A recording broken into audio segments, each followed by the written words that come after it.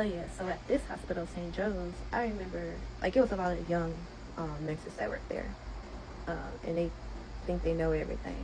You can't tell them nothing. So I'm like, they was trying to talk to me like I was like a new grad or something. I'm like, dude, whatever. But what irritated me was this: I got put in the office for the most dumbest things. I don't care, most stupidest things, the most. I got put in the office for not saying good morning. Bitch, I don't believe in good morning. What am I morning? What's good about morning? Nothing. Grand rising. And even then, I don't have to speak to you. I'm not here to make friends. I'm here to do my job. Train me so I can get off orientation so I can be solo. Okay? Because they were already rude and condescending and they were so fake. Like, I don't have time for that. Like, I don't. And then, like, they would be so rude. Like, they would, like, reach over. Well, they would try to reach over me without excusing themselves. And I would reach over them. Because did you not see a whole human being standing right here? Yeah, that's not what we're going to do. And like, oh, I'm sorry. Yeah, I bet you are. Because, like, nah. Like, what? What? No. I'm getting irritated thinking about it. I'm just so irritated. Like, even I remember I had to tell nurses to don't touch me. Like, I didn't give you permission to touch me, bro. Like, what did you touch me for? And, like, this one nurse,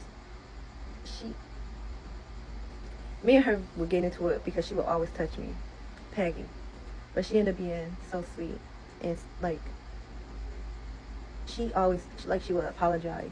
She tried to change. You know what I mean? Like, she didn't just ignore, like, my feelings and stuff. She validated them. And she understood where I was coming from. And at the end, like, she was a nice lady. She was a nice nurse. Very knowledgeable. Very knowledgeable. And, yeah, she was cool. Anywho. What up, Peggy? So, what I was to say? So, yeah. But she was at the first facility that I worked at. She wasn't at this facility. Just, I don't want y'all to get her confused. She was at the first place, the surgery center. So this is the ER.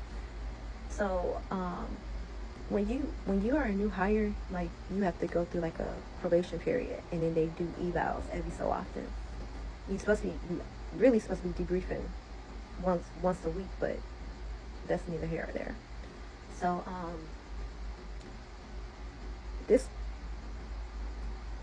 every time we had a meeting, they all said that I did everything right. I didn't need training with the charting system because I had already had experience for like 12 years with the same charting system. In the beginning, it was just being real. Where is everything at? Like, how can I remember where these items are so I can know what to do? Like, I don't have all day. Like, I have to know what to do. Like, time management was the first issue. Like, because I am very personable and I love my patients. So I don't want them to feel rushed. So I have time. Like, don't train us to say that to the patients, and then when reality kicked in and we on the field doing the work, you say, oh, you're spending too much time with the patient. What do you want me to do? Do you want them to stay in the hospital longer because they feel like they're not even being seen? Or you want me to screw up something and poke them and poke me? Or you want me to give the wrong medication? Like, leave me alone, bro. Like, I'm not about to rush for you and nobody else if it's not warranted. Like, this patient deserves it. Like, whatever. So, anywho, a situation happened where I kept telling because I was in training, so I kept telling my preceptor that the patient didn't look good, and that we need, instead of having the patient all the way around the corner, away from everyone, why don't we try to get the patient to the front, by the right by the nursing station, so we can have eyes on her. Him, I don't know if it was him or her, but them. I'm gonna interchange that part. That's not even important. So that patient ended up declining really bad, became septic, and the doctor came in with a baseball cap on. Like, I don't even know that doctor name, but it's like her life wasn't important. And it was like that for a lot of people at the hospital because they all were people of color and they did not receive the fair and proper medical treatment that they deserve. Like, everybody deserves the best medical treatment. But when I tell you I see from behind the scenes, and that was not the case always. Not at every place, but definitely not at the hospital. So This patient was declining and at a fast rate. So finally, they started to do like different medications and stuff for the patient. And one medication, I think it was propofol. I can't even remember because at the time when I worked at the ED, I hadn't worked at the OR first. So I'm just telling y'all the stories in reverse. So I didn't know what that was. Well, I knew what it was, but I had never given it. So basically, I didn't feel comfortable giving it. Okay? So as a new nurse, if you are a new nurse, if you don't feel comfortable administering the medication, if you don't know the contraindications or all of that good stuff, then don't give it. Go get someone. Go get your charge nurse. Go call the pharmacist. Like, figure it out. But don't just give something if you're not comfortable giving it. So either way, I told her, like, yeah, no, I don't feel comfortable giving this, man. I had never given it before, and this is a severe, like, this is a serious situation. So my preceptor was like, oh, it's okay. So she went and got the medication and all that stuff. So when you go get medication, most of the time you have a fingerprint, depending on what system you work with. But you have a fingerprint, and you also have a code that you have to put in order to get the medications out, especially controlled medications, because that's like a huge deal. So she got the medication out, and she gave the medication, and you also have to sign into the computer with your login and password too. So there's no way that it can be confused unless somebody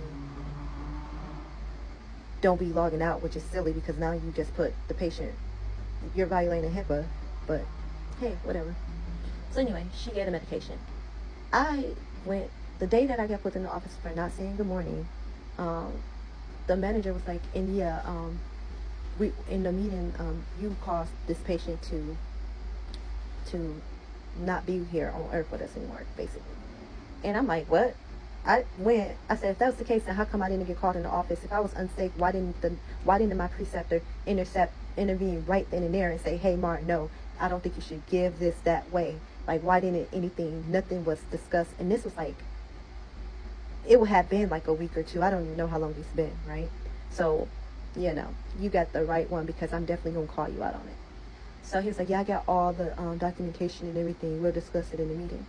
I couldn't wait for that meeting, baby. Boy, yeah. I could not wait for that meeting. So I'm like, oh, I can't wait.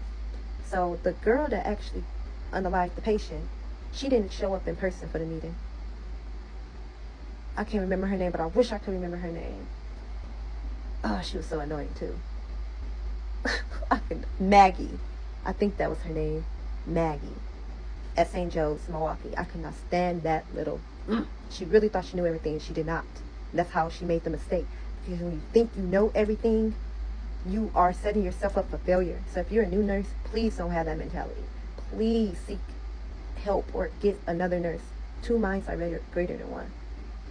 But anywho, she didn't show up for the meeting. So at the end of the meeting, they had never brought it up. So I said, before we end this meeting about the patient, you said that I caused this patient to be deceased. He said, oh yeah, you know what, I ended up finding it wasn't you. I said, well, I knew it wasn't me, but you called me out in front of everyone, so now we need to talk about what happened. So, like, I'm an advocate for myself, baby. I'm an advocate for anything that's not right. So, oh, girl, Cricket's on the phone. She knew what the hell she did. She knew damn well what the hell she did. So then he's like, oh, well, we don't really have to discuss it right now. Oh, I bet we don't. Whoopity-doo. Because you don't got nothing to pin on me, you don't want to talk about it because it's Maggie. Like, no, your little perfect, no, she's not perfect. She messed up. And she did what she did. And I wish the family knew so they could sue her in the hospital.